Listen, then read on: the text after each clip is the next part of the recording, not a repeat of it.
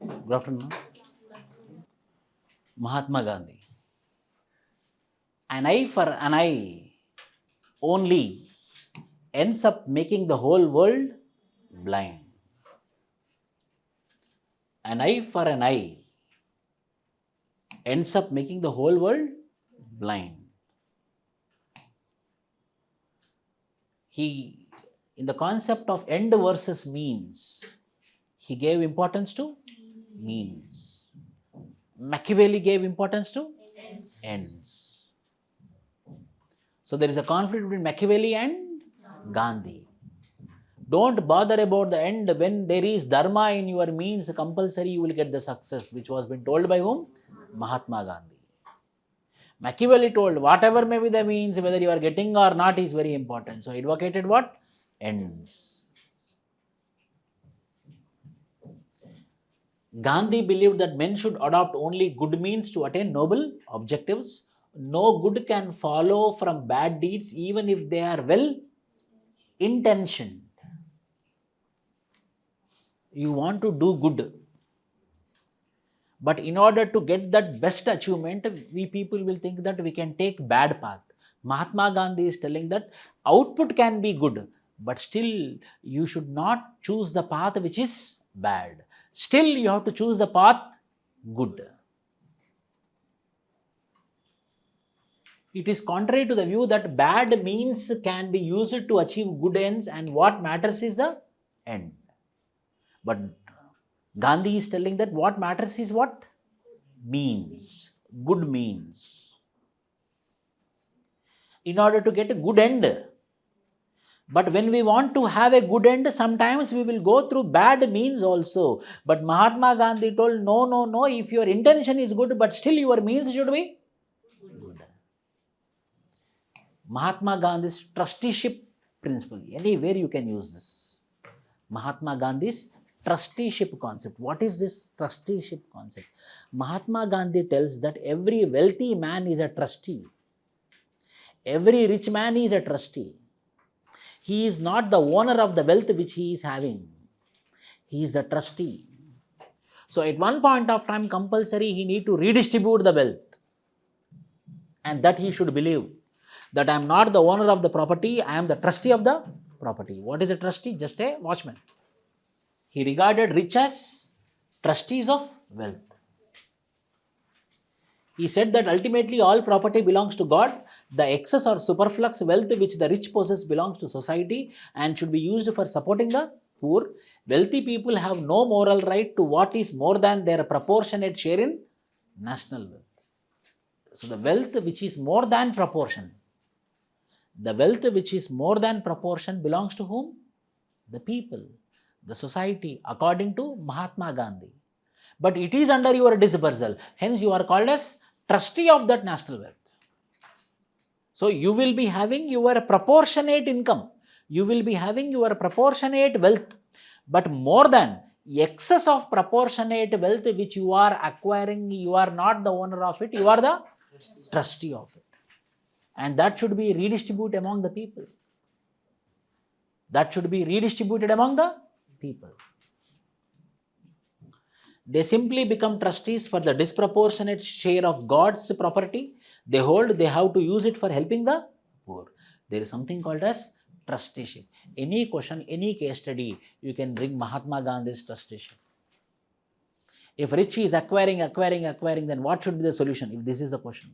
First, the rich should understand that he is not the owner of the wealth. He is the owner of the wealth only which is proportionate to him. Excess of proportionate, he is the trustee of the wealth, and the trustee of whom? National wealth.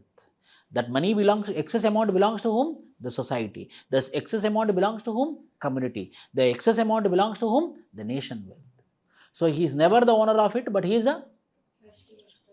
So today, according to Oxfam report, the top 10 people or the top 10% of the population or the top 1% of the population is the owner of 90% of wealth.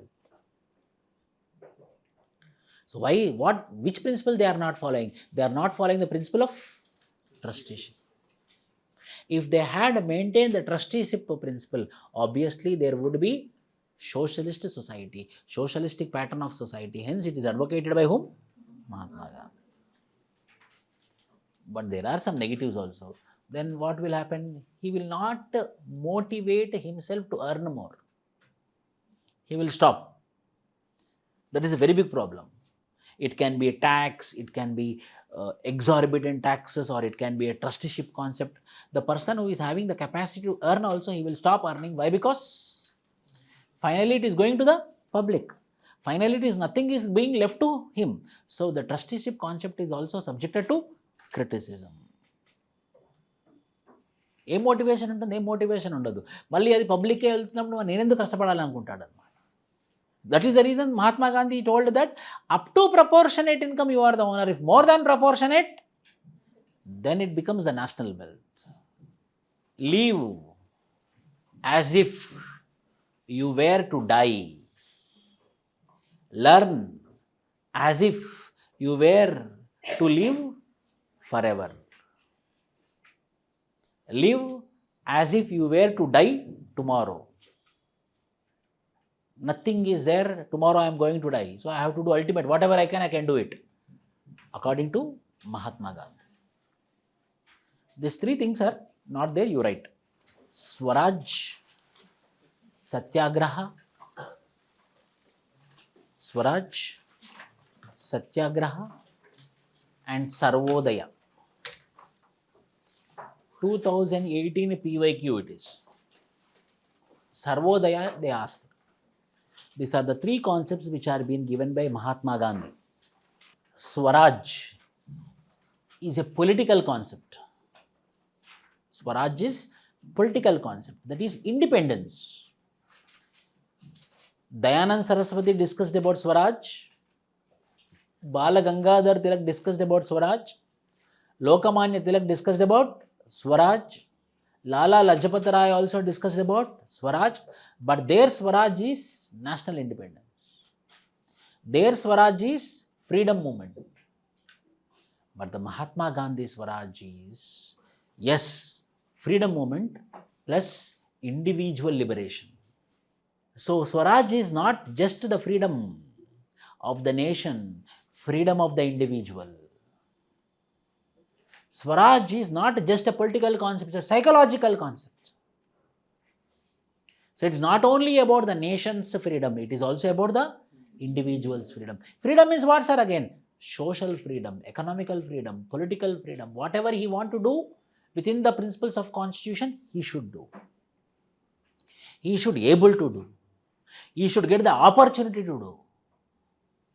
For that, every man should be independent. Every individual should be independent. So Swaraj for Mahatma Gandhi is two types. One is independence of the country, independence of the individual.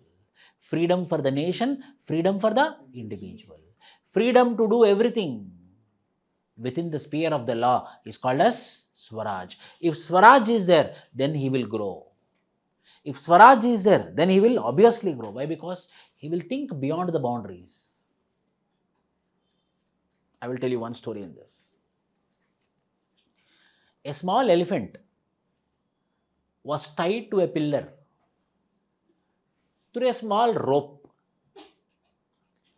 And slowly, after 2, 3, 4, 5 years, the elephant was at the same location. They were being given food, everything. The elephant became big, mammoth.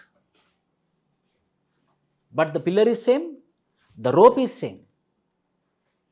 The elephant never tried to come out of the rope. The elephant never tried to come out of the rope. The elephant never thought that I cannot come out of it. Why? Because when the elephant was short, small, young, it tried to come out of the rope. But at that time the rope was tight. Because for its size, the rope is sufficient. But when it is grown mammoth, that rope size became thin with the size of the elephant. So it got habituated that I cannot come out of the rope, so it stopped trying. It stopped keep trying. So what happened? So the big elephant, the large elephant is thinking that I cannot come out of this rope. Absence of Swaraj. If the elephant would think that, yes, I can come out of this clutches, I can come out of this rope, one energy, one glitch is enough to come out of the rope. But it didn't try because of absence of Swaraj. So that independence should be there. That thought process should be there. Social independence, economical independence, political independence is called as Swaraj. When we achieve this, that is called as original independence according to Mahatma Gandhi. So it is not the independence of the nation, it is the independence of individuals. Mahatma Gandhi's views on Swaraj, Satyagraha and Sarvodaya were that they were emancipatory alternative to colonial and traditionalist political theories. Gandhi believed that Swaraj was more than just political freedom from the British, but also included the freedom of individuals to regulate their own lives without harming, to regulate social regulation, political regulation, economical regulation, all the regulations without harming others. That is called as Swaraj. Satyagraha, second concept which is given by Gandhi. Gandhi believed in Satyagraha. Satyagraha was the key to political freedom. He believed that the origin of Satyagraha could be found in the Upanishads, the teachings of Buddha, Mahavira. So he told that truth, the ultimate goal is truth. And that truth can be achieved by non-violence. Satyagraha is two things. It is not only non-violence, non-violence plus truth.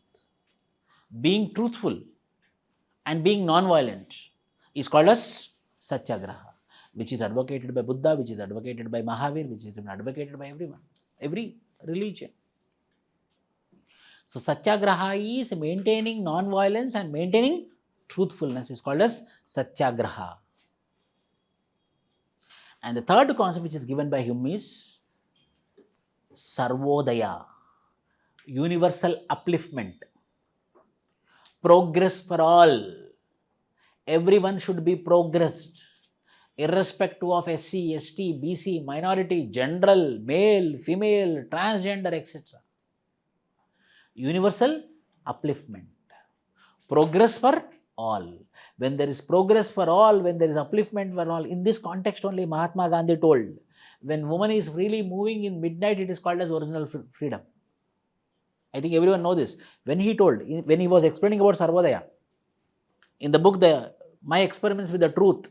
So in that concept, when he is explaining about the Sarvodaya, he told that development, progress of all human beings. Progress of all human beings means what? Women. So that progress is what? When a woman can freely move in midnight, it is called as original progress. He took an example of this and he told. That is called as Sarvodaya. All wealth could be considered common property and used for the welfare of all. He also believed that people should do some productive physical work to earn their daily bread and that everyone should uphold the dignity of. And he also told this. People should work and earn their own bread and butter. Then only we can achieve Sarvodaya. So he is famous for. Mahatma Gandhi gave three concepts. One is called as Swaraj, Satyagraha, Sarvodaya. How every state should perform. What should be the governance reforms? The governance reforms ultimate goal should be Sarvodaya. Avuna? ఒక government target ఏమై ఉండాలి? సర్వోదయ అయి ఉండాలి. ఏంటి సర్వోదయ అంటే? Universal upliftment, progress for all, inclusive growth, and that inclusive growth will lead to sustainable growth. So the inclusiveness and sustainable was been given by Mahatma Gandhi in his concept of Sarvodaya. Gandhi's fundamental principles of governance, he told. If we want to give governance, ethics means governance also. How you should study, That is the reason for you, first we completed polity, governance, that was the reason I was waiting. Why I didn't start at ethics very quickly? Because I want you to complete governance. Governance, first we have to understand polity, then we have to understand governance. Next continuity is ethics. In 50% of the questions, you have to write about governance only. One class will be there for Second Administrative Reforms Commission. Take my word. Exclusive one class will be for Second Administrative Reforms Commission. National Commission for reviewing working of the Constitution. Center-state relations. These commissions all you should mention in your answers. What is the view of Mahatma Gandhi with respect to governance? First one. Every village must be a republic in itself with full powers. What is republic? That is constitutional republic. Here, self-sufficient. What is republic? Self-sufficient. Self-sustained villages are called as republic. What is the original meaning of republic? English meaning of republic is not depending on others. Not depending on others is called as republic. The constitutional definition of republic is head of the state will be elected. Every village must be a republic in itself with full powers. Swaraj for village. That is the reason he gave a concept called as what? Gram Swaraj. Swaraj he discussed. The next concept which he gave is what? Gram Swaraj. Every village must be a republic in itself with full power, which is called as Gram Swaraj. Which power? Political power. Which power? Economical power. Which power? Social power. Example what? Panchayat Raj institution. Example what? Agrarian structure or agriculture. Social what? No caste system. Every village should be a republic, which is called as Gram Swaraj. If you reach that, if you achieve that, if your reforms are to get Gram Swaraj, that is called as original governance. And that can be achieved by what? Panchayat Raj institutions, agriculture, agrarian societies or agriculture allied activities, and third is by removal of caste system. అప్పుడు ఎలాంటి గ్రామం కనబడుతుందో ఆ గ్రామాన్ని మనం ఏమంటాము? గ్రామ స్వరాజ్య అంటాము. అంతేనా? Second, in a democracy the weakest must have the same opportunities as the strongest. There must be perfect harmony between people belonging to different religions. Everyone misunderstood Mahatma Gandhi. But one thing is there, I should not tell why, because it's getting recording. So only with that part they might cut and they can damage me. Mahatma Gandhi and Ambedkar too, when we compare both of them, it got politicized. Completely politicized, and people started forgetting about Mahatma Gandhi. But no one can replace Mahatma Gandhi. There is no substitute for Mahatma Gandhi. Why? Because a single man with his non-violence concept, he united all the people across India. A single man, he himself became an example. A single man, he himself showed that I am also a poor man, not for one day, for continue till his death. A one man who shaken the British Empire by non-violence. A one man just with a barrister certificate, he addressed big graduates with his knowledge. A one man with love, a one man with satyagraha, one man with truth is responsible for the independence. Then why people started criticizing Mahatma Gandhi? Then in this context what happened? Two things happened. If he is really Hindutva, then why Godse killed Mahatma Gandhi? If he is really supporter of caste system, if he is really supporter of caste system, if he is really taking forward the caste system, if he is against the scheduled caste community, then why he was being killed by a Hindutva person? Who killed him? Godse. Then Godse should not kill him. No, if he is supporting Hindutva. So his things were being context oriented. What context I will tell you. He appreciated, he was behind Muhammad Ali Jinnah. He want Muslims to be protected. He want Muslims to be part of India. He never want to break the India. But Muhammad Ali Jinnah want to break the India. So if anyone is breaking the family, for example, if father is there and two daughter-in-laws is there, and one daughter-in-law is very rebel and other daughter-in-law is silent, so the head of the family should be good to whom? Rebel. Head of the family should maintain friendship with whom? Rebel. Head of the family should give all the gifts to whom? Rebel. Then rebel will keep quiet. Then rebel will not come up with an demand to divide the family. Anyhow, another daughter-in-law is good.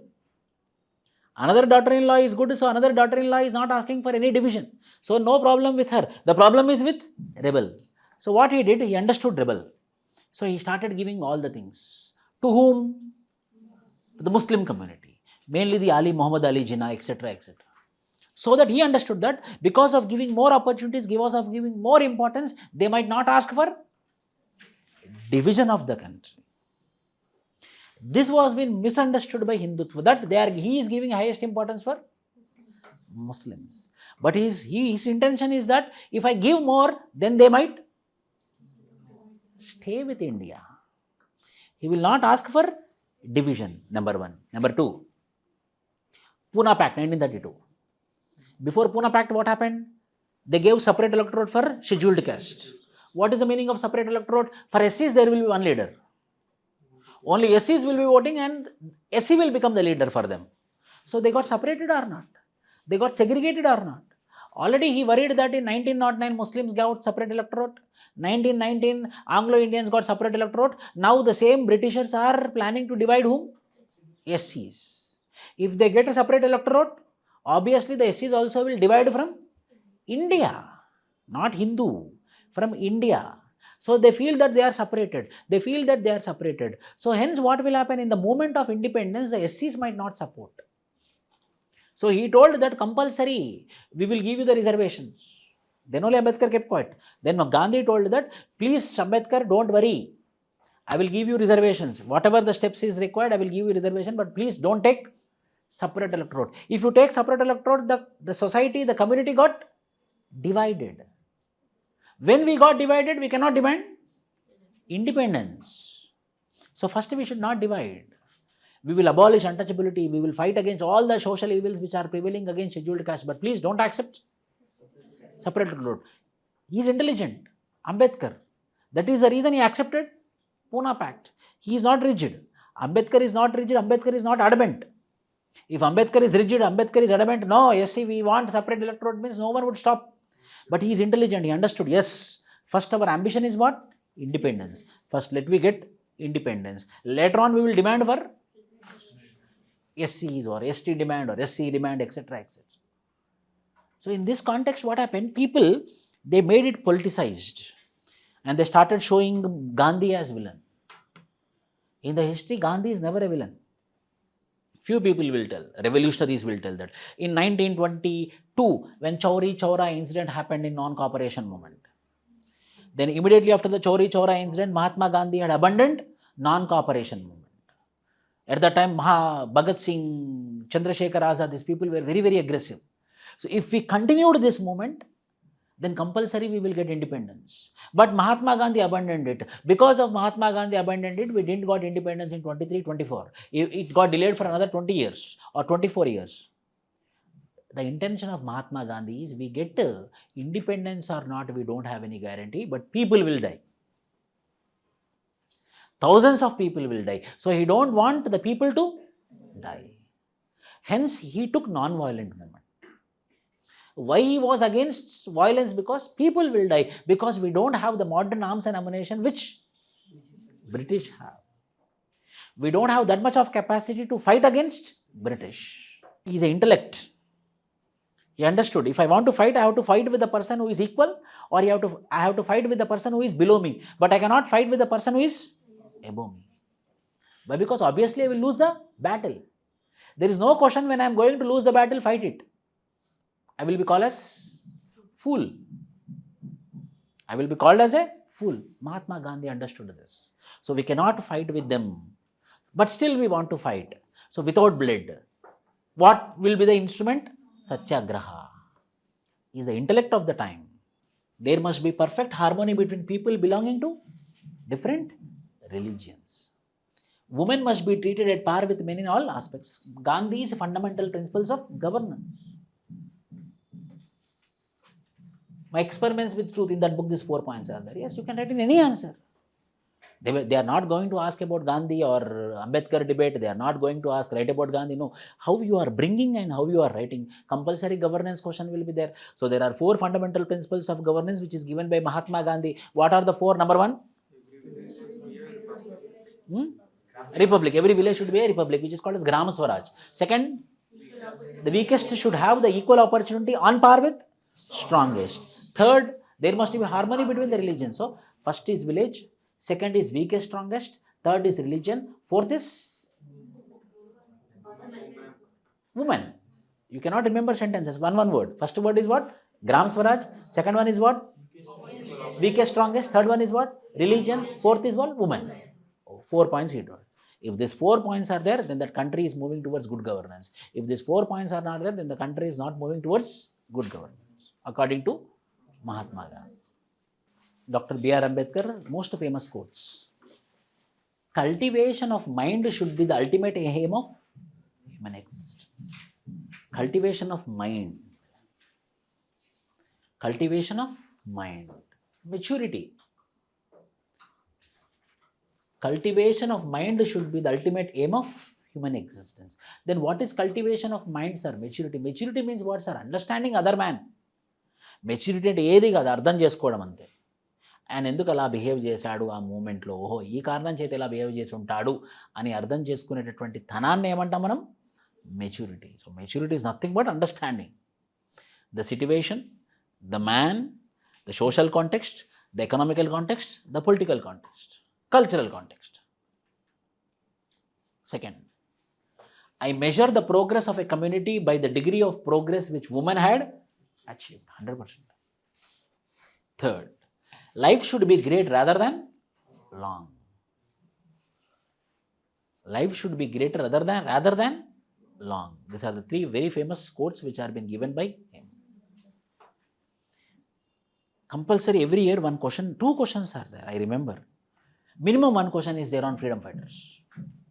Either B.R. Ambedkar or Lala Lajpat Rai. Every year 1 question is there on freedom fighter. That is the reason when we catch the nerve, clearing prelims is not that much tough.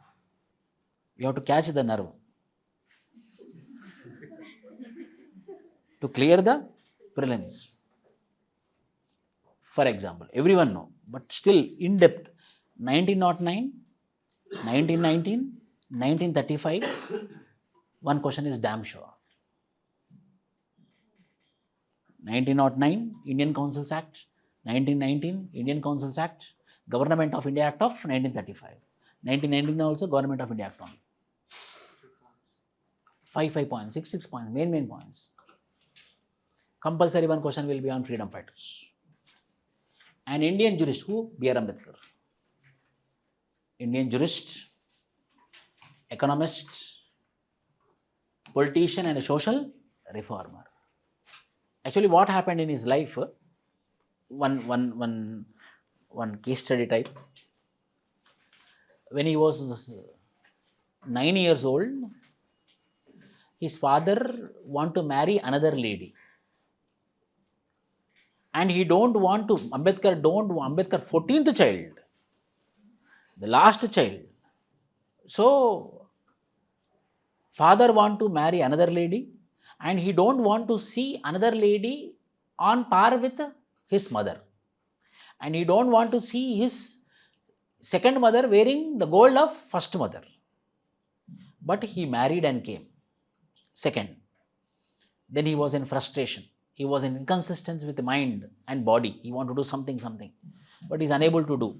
So what he thought, he will run away to Mumbai and he will do some work and he will leave his life. But he don't want to stay. Why? Because his father did second marriage. Then he want money to travel to Mumbai. He was living in Satara. So he want to travel to Mumbai. For that he need 2 rupees ticket. So his father's sister, mother-in-law, is staying with them. So for her shadi 2 rupees is there, which she tied for her shadi. So he attempted 3 nights to slowly go and remove that thread and take 2 rupees from it. She was not giving any chance. She was roaming this side, but he is not getting any chance to remove 2 rupees. 4th day he finally removed.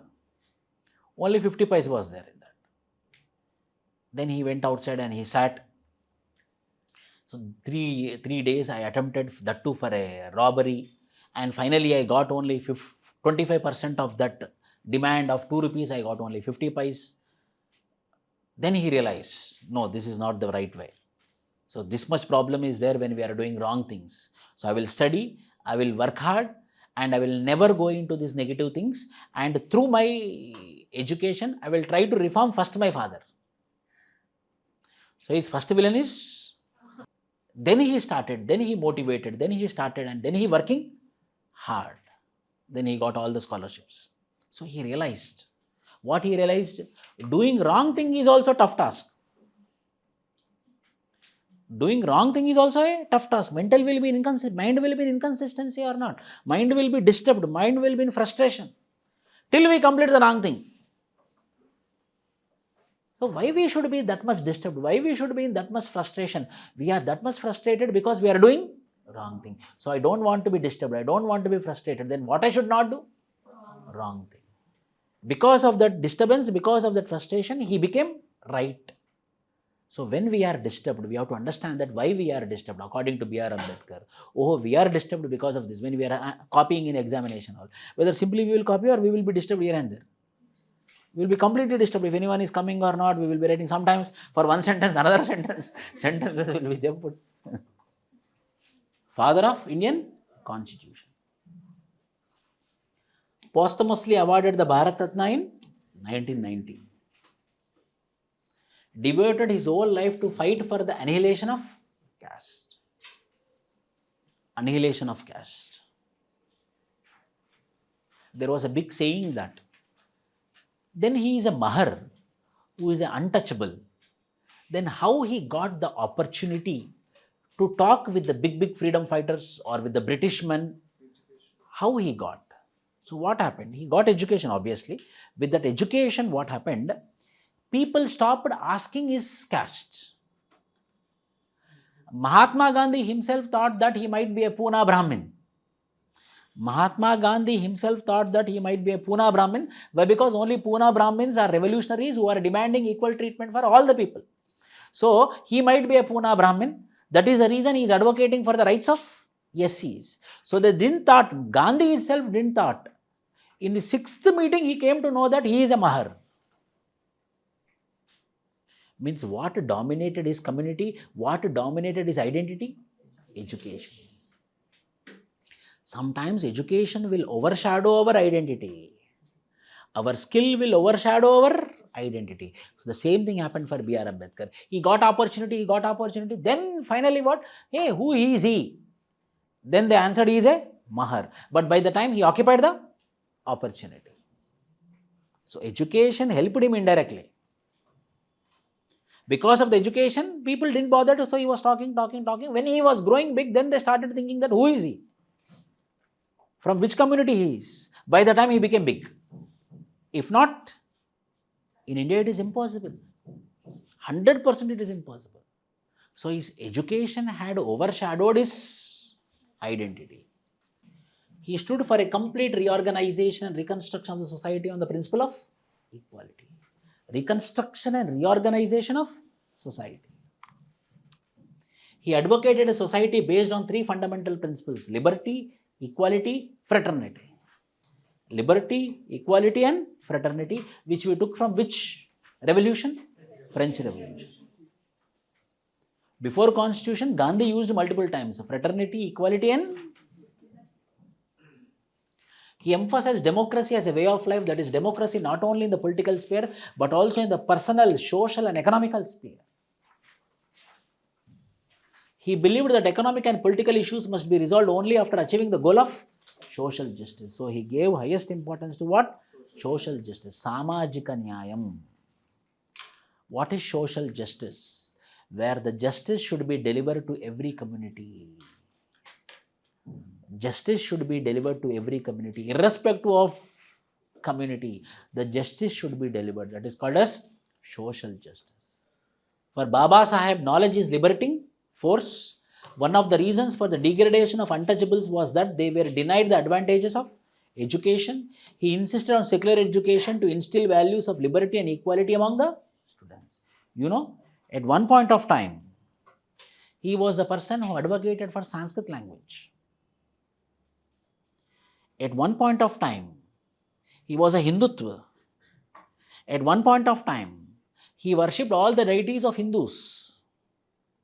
But what happened, as he is reading more, as he is getting more information, as he is coming to know about all the examples, he got frustrated because of Hindu social system by upper caste.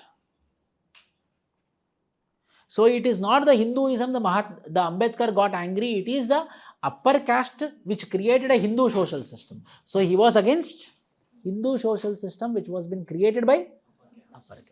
On fine day, he decided to change his religion.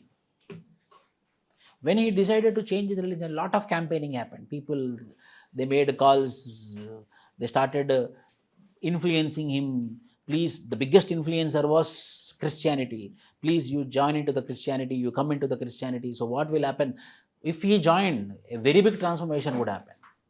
If he really would have joined Christianity, today the 10% of Indian population would be Christians. Today it is 2.4% according to 2011 census. But if the Ambedkar might had shifted to Christianity, today the population would be 10%. In this context, I will tell you one example. The scheduled castes who are Christians, they will not get reservations. The scheduled caste SCs will be getting reservations if they mentioned in their community as Hindus. Why? Because the constitutional makers had given reservations for SCs because they are subjected to discrimination in Hindu fold. In Hindu fold lo meeru అణిచివేత గురయ్యారు కాబట్టి మీకు reservation ఇచ్చి ఇప్పుడు మేము uplift చేస్తాము. కానీ నువ్వు హిందువే కానప్పుడు మీకు ఎందుకు మిమ్మల్ని అప్లిఫ్ట్ చేయాలి? So hence the SC reservation is provided to only those people whose ఎస్సీస్ are from Hindu religion. In your UPSC application form, if you keep your religion as Christian and if you click SC, computer will not take. Computer will go to BC, and that too if you come under non-creamy layer. If not, will go to general. So the reservations for SCs are provided till that time they are present in Hindu social system. A great man is different from an eminent one, that he is ready to be the servant of the society. The difference between the great man and eminent is what? Who is going to be the servant of the society. Eminent one is servant of the society. Great man means who get education, who get knowledge is called as great man. But who is eminent one? Who is going to serve the society, who is going to behave like the servant of the society. Religion. His view on religion. Religion must be a matter of principles. Religion must be a matter of principles. It cannot be a matter of rules. మంచి చెప్పేవై ఉండాలి, అవి rules చెప్పకూడదు. The moment it degenerates into rules, it ceases to be a religion, as it kills responsibility, which is an essence of the true religious act. Rules అయితే ఖచ్చితంగా పాటిస్తాం మనం, అలా ఉండకూడదు. ఒక ప్రిన్సిపల్స్ లాగా ఉండాలి. ఆ ప్రిన్సిపల్స్ అంటే ఏంటి? అవి రూల్స్ కాదు, మనం ఫాలో అవ్వచ్చు, ఫాలో కాకపోవచ్చు. అవి ప్రిన్సిపల్స్ లాగా ఉన్నాయనుకోండి, అప్పుడు మనం బాధ్యత తీసుకొని మనం ఇంప్లిమెంట్ చేస్తాము. అదే రూల్స్ లాగా ఉన్నాయనుకోండి, ఖచ్చితంగా మనం బాధ్యత. అలా ఉండకూడదు. రిలీజన్ ఎప్పుడైనా కూడా డిక్టేట్ చేయకూడదు. Religion never should dictate. Religion should just give what? Principles, awareness, information మాత్రమే రిలీజన్ ఇవ్వాలి. What a beautiful explanation. Religion never should give rules. If religion gives rules, what will happen? We will restrict ourselves. Like this we have to rule, like this we should not do. In our families, mainly the older women, the elders, they will be talking. If you do like this puja, God will get angry. Like this only we have to do. Some mistake will happen. In this way we have to do. In this way we should not do. Yes or no? At this time only we have to do. Or Deepa should keep, early morning one person will come in TV.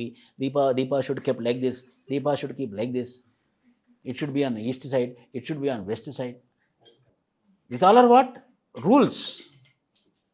Ambedkar told, religion should not fix the rules. Religion should fix only the principles.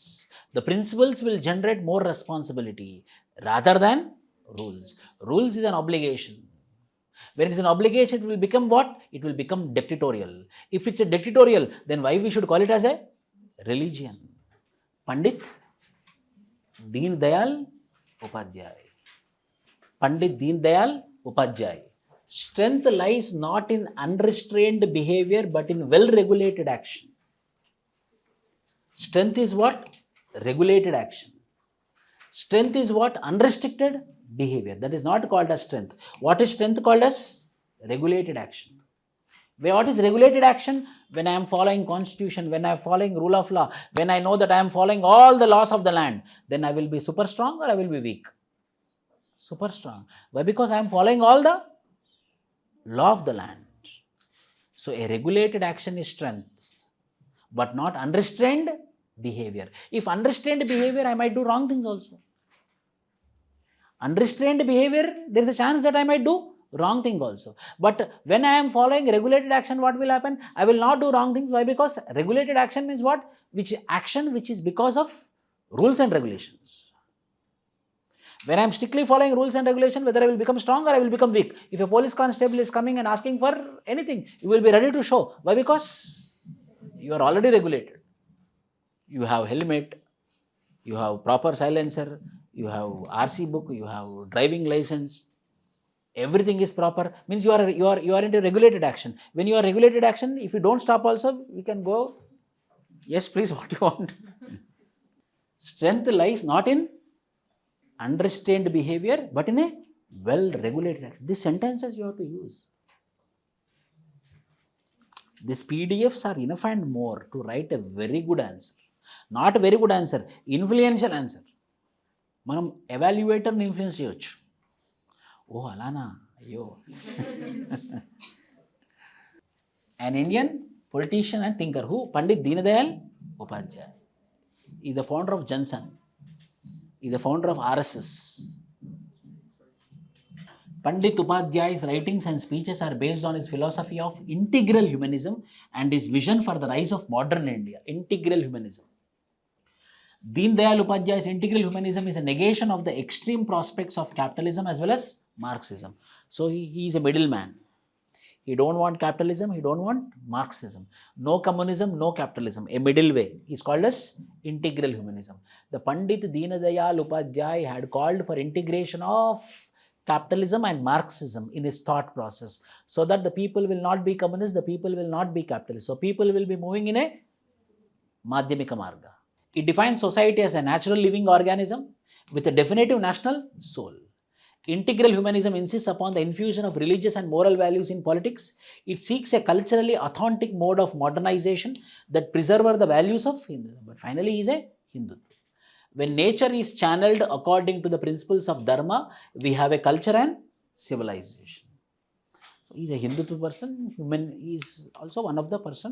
Right now, he is much in the news. All the government, almost 5% of the government schemes are on his name or not? Pandit Deenadayal.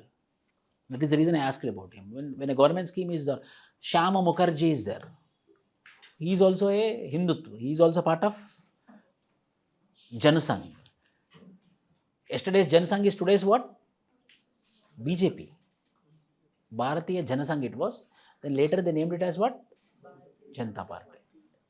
This is about Indian philosophers.